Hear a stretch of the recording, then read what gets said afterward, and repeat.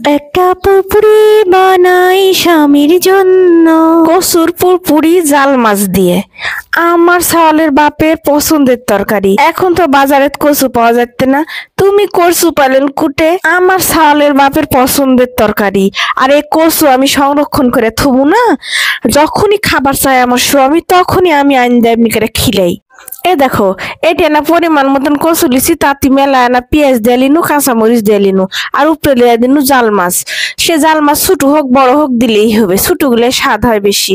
তারপরে না লবণ হলুদ আর মরিচ দিয়ে আদা রসুন আর এক না জিরে আর সর্ষের তেল মেরে দিনু, দিয়ে হাত দিয়ে মাইকা মাইকা অল্প না পানি দিয়ে চড়া দেওয়া লাগবে। আর তেমন কিছু না। আরে বাবা, ওই তো খাসি, ওই গরু কোপ্তা কুরমা পোলাও এগুলো তো আর খাবার চাইনি, খাতে তো চাচ্ছে না এই গরিবি হালিয়ানা পুরপুরি, তাকে আমি আর খাওয়াবো না। এ দেখো চুলের দিয়া হালকা আছে সুন্দর করে পুরা পুরা পুরা এই পুরপুরিটা করে লিছি। উপরে কিন্তু বাবা সাজানারকে নিয়ে ধনে পাতা দিছি, এমনি এমনি দিনি। তোমরা আবার বলো না যে এর মধ্যে ধনে পাতা দেয়া খালে খাবে, কিন্তু আমার স্বামী খাই না। তো দেখো আমদা বাড়া হয়ে গেছে, এখন অক ডাকমু। তো সবাই কেমন আছে অবশ্যই রেসিপিটার কথা কমেন্টে জানায় যাবেন, নাহলে কিন্তু মন খারাপ করবো।